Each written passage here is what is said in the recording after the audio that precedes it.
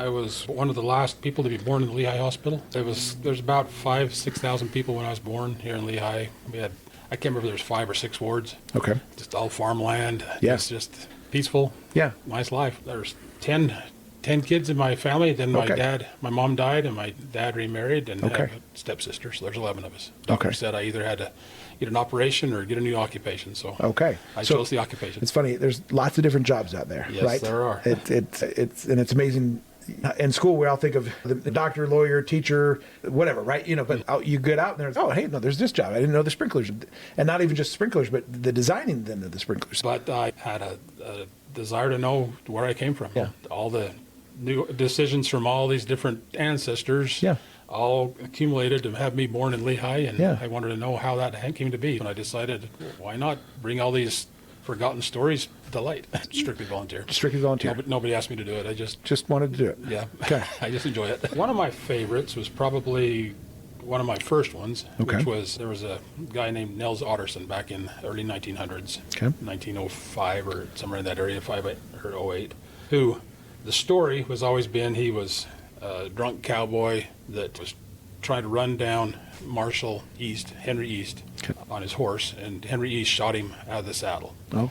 And they took him to get him healed up, and they stuck a handkerchief through his stomach and pulled it out the other side. And I started researching them, and they were in their probably 80s or 90s when they told the story. They were only 10 when it happened. In reality, history belongs to whoever writes it down. Sure. So whether it's accurate or not, whoever writes it down, that becomes the history. There was stories about 3 men getting buried in the clay pits. Okay. Tons of clay falls on them, and they were able to dig them up with no broken bones or anything like that. Wow. One of them he was unconscious and barely breathing and stuff, but they were able to revive him and get him to the hospital, and that was an amazing story. Yeah. It was just been totally forgotten. List of accomplishments doesn't... You don't get to know somebody just by listening to their accomplishments. Yeah, cause that's how I know what type of person he is, not necessarily from a list of accomplishments that he did, right? And I ended up getting all those and compiling them all into a book. Oh, really? So now they're not just our stories. Now our grandkids have them, and our kids and things like that. And so now they're part of history. And through all that, I was able to compile a fairly decent history for them. Histories are important, but I've found 99% of the time somebody won't read a history, but they will read a story. It's good for sharing things and getting information out there, but a lot of people now are trying to get away from social media, which I don't blame them. My whole goal with this historical society is to bring memories back to the Lehi citizens. Sure. Or even if you're not from Lehi, you can relate, because a lot of people have the same type of childhood no matter where they grew up. Yeah, I thought about it a little bit. I know there's an old proverb that says, when an old man dies, the library burns to the ground. And which is true, because most people live their whole life. They have all these experiences, trying to figure out things and go through hardships and overcome and all that stuff. Learn all this stuff and take it with them when they die. One good way to do it is, if you want to just do stories, is get on Family Search. Yeah. We don't have no idea who the people are. Yeah.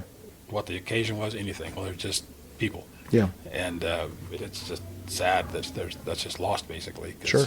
I try to find. Sometimes I'm able to find some people, but most of them I never will. Sure. They're just lost people. I think it's important. That's one of the things my mom, one of the last things she said before she died was she was afraid she was going to be forgotten. Family stories, family history does that.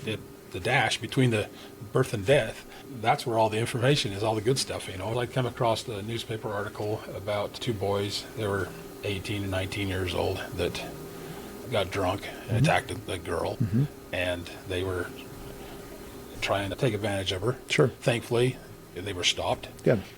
They spent some time. I found him on Family Search, at least one of them, and he was a well-respected member of the community and things like that. And obviously, he'd put that behind him. Sure. I'm not going to bring that up. Everybody changes.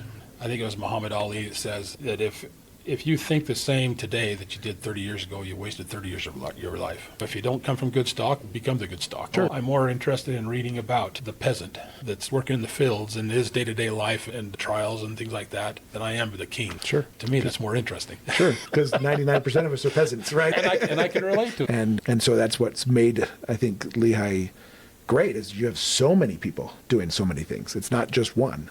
I'm not sure it could be good if it was just one. We showed up to church one time, and the bishop, after the sacrament, says, "All right, everybody go home, change, and meet at the rodeo grounds. We're filling sandbags."